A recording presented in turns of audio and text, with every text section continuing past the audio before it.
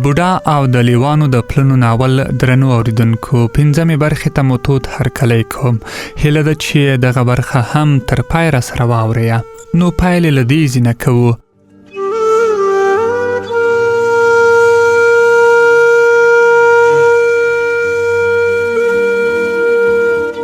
خو ګوتې مې په هوا کې سره راټولې شوې او همالته د اور په ځای کې کېناستم. زړه مې دربېده او پر تندي مې خوله را ماته شوه، ځکه زه په خپل 22 کلنۍ ژوند کې په لومړي ځل یوې نجلۍ ته ورتلم. پوهېدم چې ما له هغې سره شرعي نکاح تړلې وه، خو بیا مې هم له شرمه پښې نه پرېورتلې. یوه شېبه همداسې غلی ناست وم. بیا مې زړه ته پړی ور واچول او د کوټې دروازه مې خلاصه کړه. په تور ټیکري کې پټه یوه نجلۍ په کونج کې ناسته وه، سر یې په زنګنو ایښی و او په ټیټ غږ یې ژړل. په بیړه مې څادر اوار کړ او پر لمانځه ودرېدم. ما به تل خپل لمانځه ته پام کاوه، خو دا ځل مې په 9 رکعتونو کې 3 ځله د سهوه سجده وکړه. تر دعا وروسته مې مغزی کوږ کړ. نجلۍ د پخوا په څیر ناسته وه او ورو ورو سونګېده. ځان ته مې غوسه راغله او په لومړي ځل مې له ځانه کرکه وشوه، ځکه ما تر اوسه یوازې د خپلې خوښې په اړه فکر کړی و. زما په زړه کې دا نه و راتېر شوي چې هغه به څومره هیلې او ارمانونه لري. د نجلۍ له زنګانه نه پر زړېدلي لاس د نکریزو د رنګ پر ځای وچ وړس ریښ و او سپینې پښې له یوې شلېدلې خیرنې ګلابي رنګه پایڅې نه راوتلې وې. په ټیکري پورې د بوسو څو خلي نښتي وو او ما ته داسې وایسېده لکه د کور له کاره چې راولاړه کړې وي. د هغې پر تنده ناویتوب هېڅ نښه نه ښکارېده. څو شېبې همداسې په چورت کې ډوب وم. زړه مې نیولی و او د هغې هرې سونګېدا زما په زړه کې لارې جوړولې.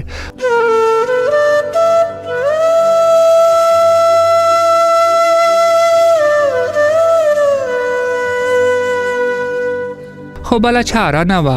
اوس زه او هغه میړه او ښځه وو او ما باید د هغې اوښکې ورپاکې کړې وای. سل زړونه مې سره یو ځای کړل او ورو مې وویل ژړا کومه ګټه نه لري، بس نو له خپل قسمته یې وګڼه. خو نجلۍ هېڅ ډول غبرګون ونه ښوده. د پخوا په څېر سر پر زنګانو ایښی و او هماغسې یې ژړل. ما هم نور څه پر خوله را نه وړل. بالښته مې ډډه ووهله او د لاټین په ژېړه رڼا کې مې چت ته وکتل.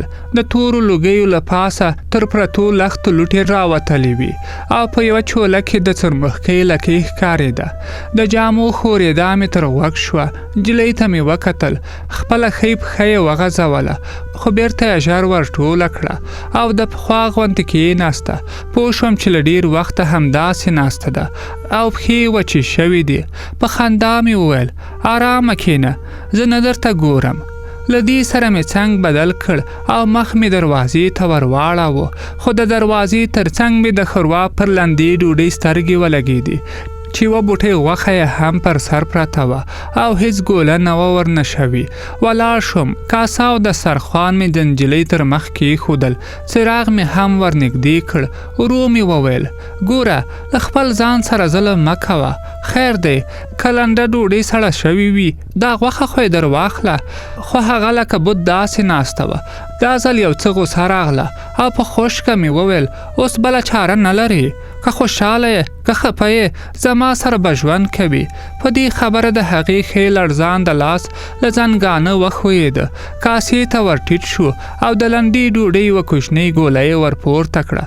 ما یوازې لنډه زنه ولیده چې د ډوډۍ په ژوولو ښورېده، ځکه په څېره یې ټیکری را ځوړند و او ان خوله یې هم پکې پټه وه. پوه شوم چې هغې له ویرې کاسې ته لاس ور وغځاوه، ځکه مې خپل غږ بیرته پوست کړ. ګوره، په خوابدون څه نه جوړیږي.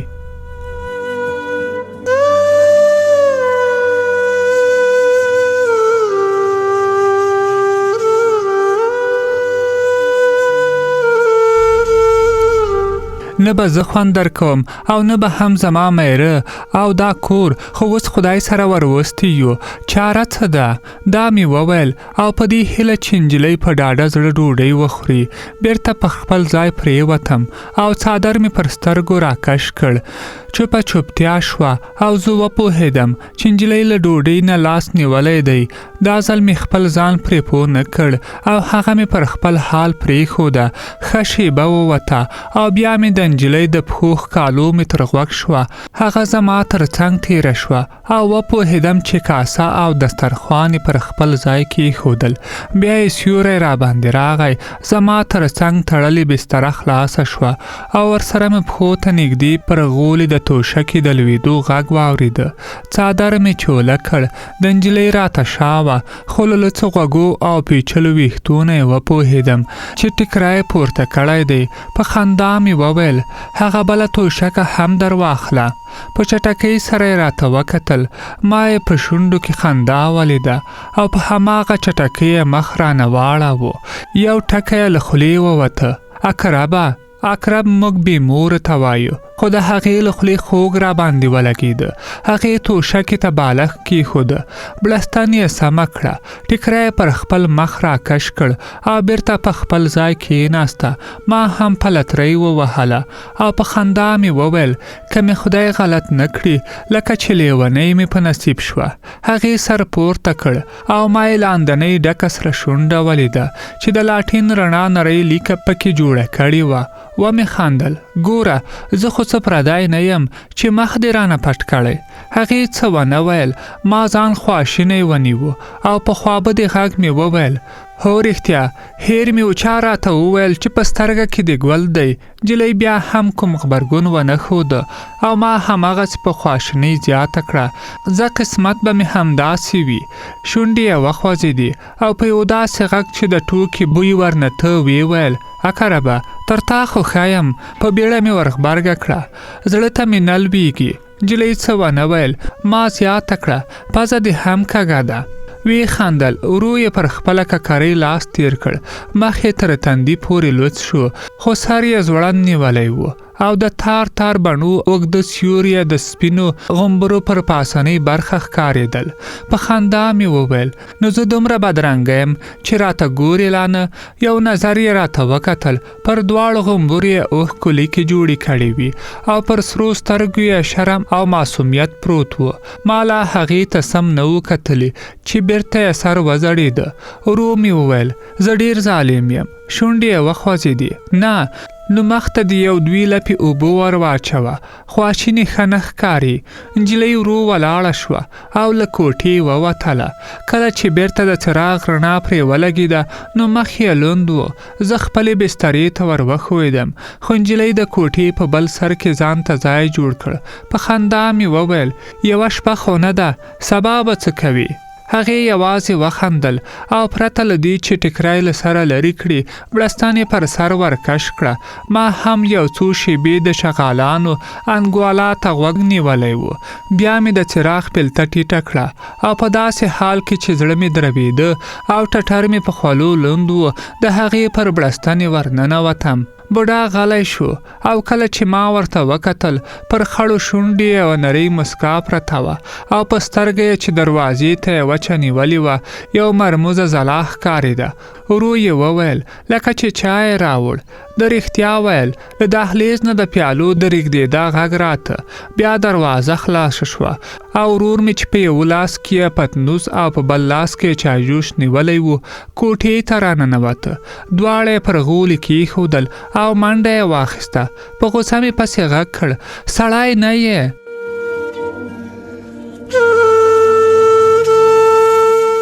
د په داسې حال کې چې بوټونه یې پښو کول په لوړ غږ وویل لالا پر دا مې مرغۍ راټولې وي. له دې سره یې له ور نه درب وایسته. ما سر وخوځاوه. بوډا وویل د څه شي دام؟ ومې خندل. هیڅ، سهار یې یو دوه ګامه ځمکه توره کړې وه.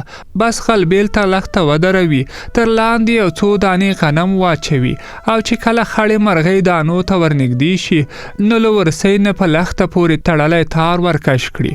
بوډا وخندل.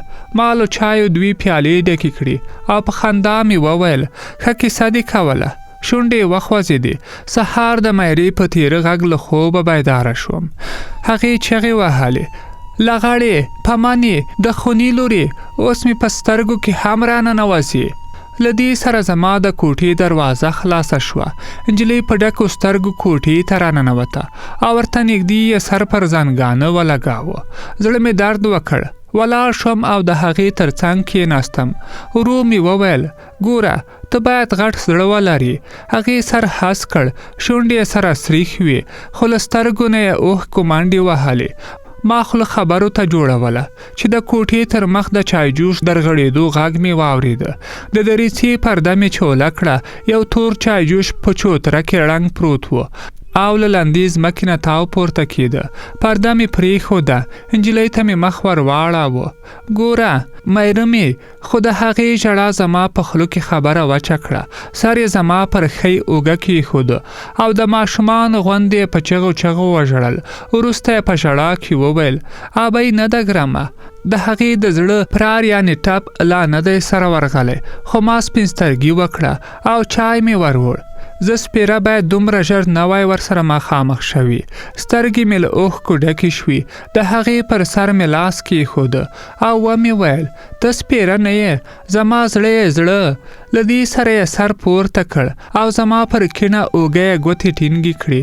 هغې ورو ورو ژړل او ما پرېښوده چې زړه یې تش شي.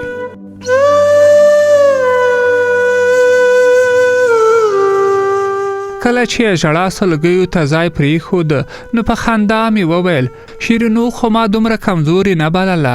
سر یې پورته کړ. په څېره کې یې ژړا او مسکا ګډه سره ښکارېده. تر یوې سلګۍ وروسته یې وویل اقربه زما نوم دې له کومه زده کړ؟ ومې خندل ځکه چې شیرینه شیرینو وي. شونډې یې موسکې شوې. ما وویل زما لپاره چای نه راوړي؟ وایې خندل خو ته به هم چای جوش له ځمکې وولې. په چټکۍ سره مې لاس ور وغځاوه. تر پزې مې ونیوله او په خندا مې ویل نه زه به دې وخورم. په خندا ولاړه شوه. ټیکری پر مخ کش کړ او له کوټې ووته. زه هم انګړ ته لاړم. له څانه مې اوبه راویستې. مخ مې په پرېمینځه او کله چې بیرته کوټې ته ننوتم د دریڅې پرده پورته شوه. پر دسترخوان چای او ډوډۍ پراته و او شیرینو هم بړستنې په بوغبند کې تړلې. پیاله مې راپورته کړه. هغې ته مې وکتل. خړه پړه ښکارېده. په ډکه خوله مې وویل نن به یو دوه کمیسه درته راوړم. وایې خندل نه په همدې کې به ګزاره وکم. خو هغه په یوه جوړه کالیو کې راغلی وه او جامو ته یې ضرورت درلوده. ومې ویل په یوه جوړه جامو کې ګزاره نه کیږي. دا راته ووایه چې څه ډول رنګ دې خوښ دی. هغې وویل هر رنګ چې ستا پر زړه برابر وي. یوه شیبه غلی شوه او بیا یې وویل خو په یو شرط. خندا راغله. کوم شرط؟ دا چې ابۍ یې ونه ویني. خندا مې زور ونیوه. لیونی نو څه وخت به یې اغوندي؟ په شرمېدلي غږ یې وویل ماخوستن ماخوستن. ما وخندل. د چایو تشه پیاله مې پر دسترخوان کېښوده او ولاړ شوم. شونډې یې وخوځېدې. چیرته؟ ومې ویل یو ځل له میراو نه د اوبو د وار پوښتنه کوم. بیا له هغه ځایه بازار ته ځم. بل څه خو به دې نه وي په کار. هغې راته وکتل او د ځواب پر ځای یې شرمېدلي غږ ویل اقربه له دې سره رامخته شوه. زما پر ږیره یې لاس تیر کړ او کله مې چې د هغې ګوتو ته وکتل نو په سپینو ګوتو پورې یې 2-3 تاره اوږده پیچلي ویښته ځړېدل. بوډا غلی شو. تشه پیاله یې د ډکولو لپاره رامخته کړه او بیرته په خبرو راغی. زویه. درنو اوریدونکو د داستان 5مه برخه مو هم همدلته پای ته رسیږي.